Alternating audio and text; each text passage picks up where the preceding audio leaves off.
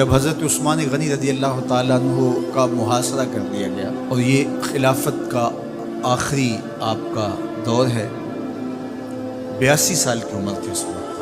اور یہ تاریخ کا دردناک باب ہے کہ حضرت عثمان غنی پر 40 دن تک پانی بند رہا۔ وہ ایک منصوبہ تھا، 3 لوگ 3 مختلف شہروں سے چلے،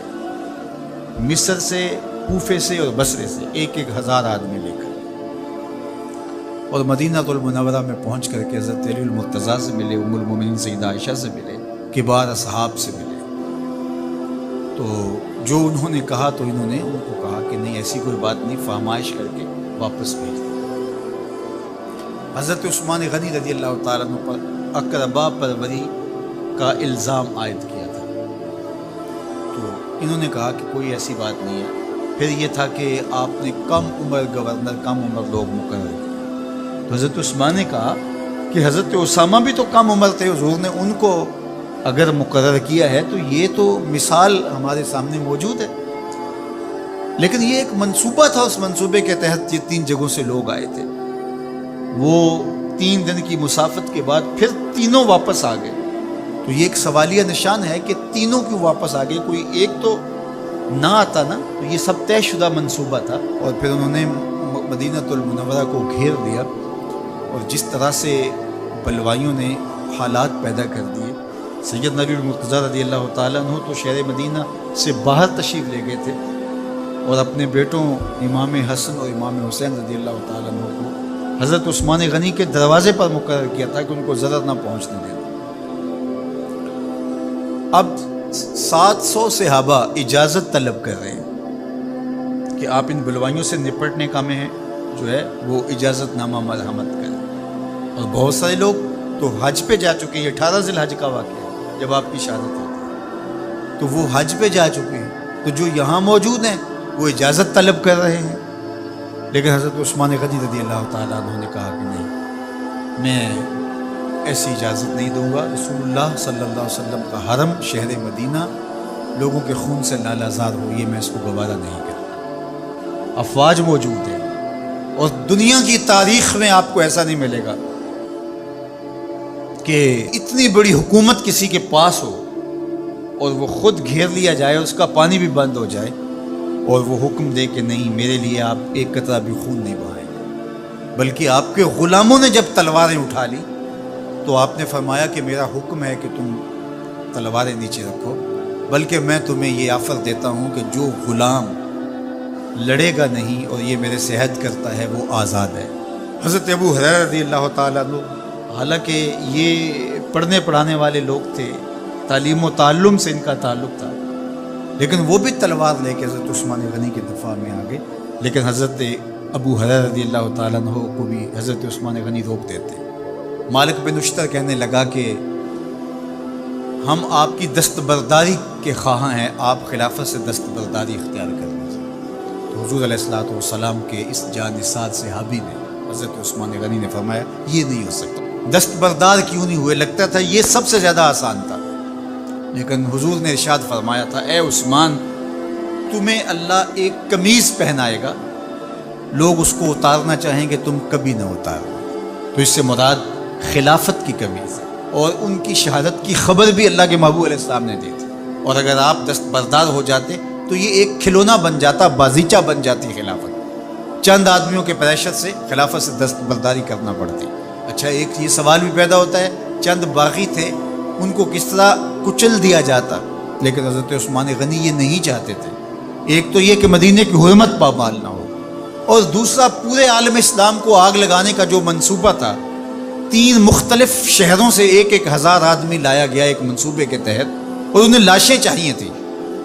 اور جو ان کے پیچھے کام کر رہے تھے نادیدہ ہاتھ، ان کا منصوبہ یہ تھا کہ یہاں سے مختلف سمتوں میں، یہ تینوں شہر مختلف سمتوں میں تھے، تینوں سمتوں میں جب لاشیں جائیں گی تو پورے عالم اسلام کو ہم جو ہے وہ خانہ جنگی کی آگ میں دھکیل سکیں گے۔ تو حضرت عثمان غنی ان سازشوں سے آگاہ تھے، تو سب سے اہون اور آسان یہ تھا کہ قربانی پیش کر دی جائے، اور پھر انہوں نے سن بھی رکھا تھا کہ 2 شہید ہیں، شہید تو انہوں نے بہرحال ہونا ہے، تو لہٰذا میں خلافت سے دستبردار بھی نہیں ہوں گا، اور شہر مدینہ کی حرمت بھی پامال نہیں ہونے دوں گا۔ اور تیسری بات یہ ہے کہ میں خود مظلوم شہید کر دیا جاؤں، تو آپ نے یہ گوارا کر دیا۔ تو 18 ذوالحج تھا، جمعہ کا ہی دن تھا، اور حضرت عثمان غنی رضی اللہ تعالیٰ عنہ روزے سے تھے، عصر کا وقت تھا، قرآن مجید کی تلاوت کر رہے تھے۔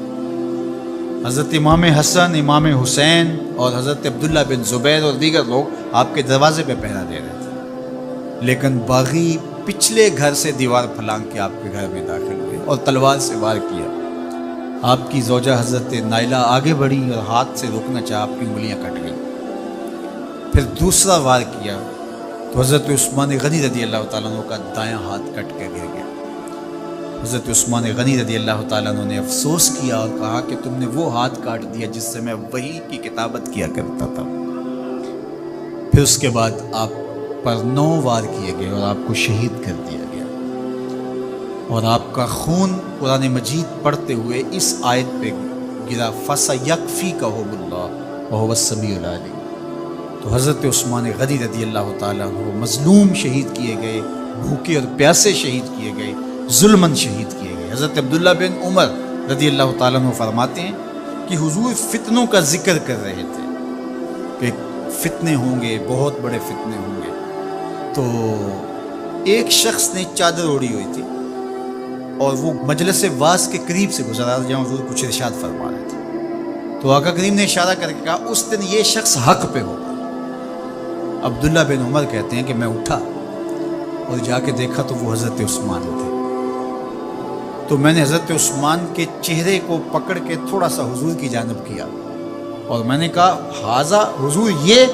اللہ کے محبوب، میں ہاں یہی، جب فتنے ہوں گے تو فرمایا یہ حق پہ ہوگا۔ تو حضرت عثمان غنی رضی اللہ تعالیٰ عنہ حق کی راہوں کے مسافر، جنہیں حضور کی زبان سے شہید کہا گیا، اور شہید کسی کا انجام ہوتا ہے، تو حضور نے فرمایا یہ شہید ہوگا۔ شہید وہی ہوتا ہے جو بحالت ایمان اس دنیا سے راہ خدا میں اپنی جان قربان کرے۔ فرمایا فَإِنَّمَا عَلَيْكَ نَبِيٌّ وَصِدِّيقٌ وَشَهِيدَانِ، اے پہاڑ رک جا، تو جانتا نہیں تیرے اوپر اللہ کا ایک نبی ہے، ایک صدیق ہے اور 2 شہید ہیں۔ تو حضرت عثمان غنی رضی اللہ تعالیٰ عنہ عظمتوں کے مینار، اللہ اکبر۔ تو یہ حضرت عثمان غنی رضی اللہ تعالیٰ عنہ کا یہ کارنامہ تھا کہ آپ نے اپنی جان پیش کر کے امت کو جو ہے وہ فتنوں سے محفوظ کر لیا اور امت کو بچا لیا۔ حضرت عثمان غنی رضی اللہ تعالیٰ عنہ پہ کروڑوں رحمتیں، کروڑوں سلام۔ ہم آپ کی عظمت کو سلام پیش کرتے ہیں، عقیدتوں کا خراج پیش کرتے ہیں۔ حضور کی خدمت میں ایک جنازہ لایا گیا اور حضور سے عرض کی گئی حضور اس شخص کا جنازہ پڑھا دیجیے، تو حضور نے انکار کر دیا، کہا میں جنازہ نہیں پڑھاؤں گا۔ تو صحابہ نے عرض کیا یا رسول اللہ، کبھی ماضی میں ایسا نہیں ہوا، جب بھی کوئی جنازہ لایا جاتا ہے تو آپ جنازہ پڑھا دیتے ہیں اور آپ نے آج انکار کر دیا۔ تو فرمایا یہ شخص میرے عثمان سے بغض رکھتا تھا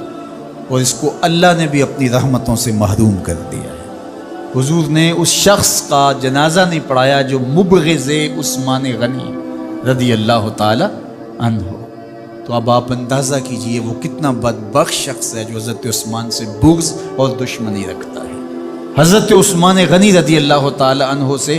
اللہ کے محبوب علیہ السلام نے کتنی خوبصورت ارشاد فرمائی، میں اس سے حیا کیوں نہ کروں جس سے اللہ کے فرشتے بھی حیا کرتے ہیں۔ یعنی عثمان غنی وہ ہیں جس سے اللہ کے فرشتے بھی حیا کرتے ہیں،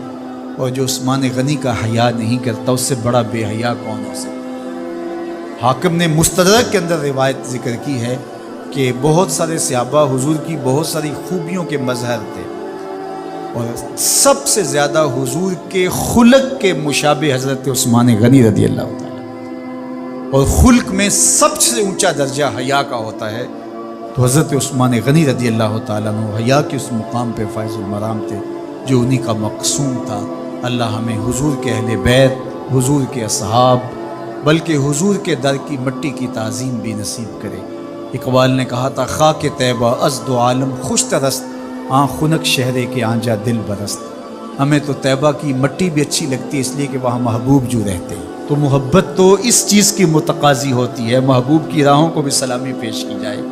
تو جو حضور علیہ السلام کے ساتھ منسوب اتنی وقی نسبتیں ہیں ان کا احترام کیوں نہیں کریں گے؟ تو حضرت عثمان غنی تو داماد رسول ہیں، حضرت عثمان غنی تو ذوالنورین ہیں، حضرت عثمان غنی تو حضور علیہ الصلوۃ والسلام کے محبوب اور حضور علیہ الصلوۃ والسلام کے پیارے ہیں، ان کو جنت کی بشارت دی گئی ہے، عشرہ مبشرہ میں سے ہیں، 4 جلیل القدر خلفاء میں ان کا نام شامل ہے، اور پھر حضور کی 2 صاحبزادیاں ان کے نکاح میں آقا کریم نے ان کو شہید خود قرار دیا، اور میرے اور آپ کے آقا و مولا نے کہا آج کے بعد کوئی عمل عثمان کو نقصان نہیں دے گا، اور کہا عثمان سے میں حیا کیوں نہ کروں، اس سے اللہ کے فرشتے بھی حیا کر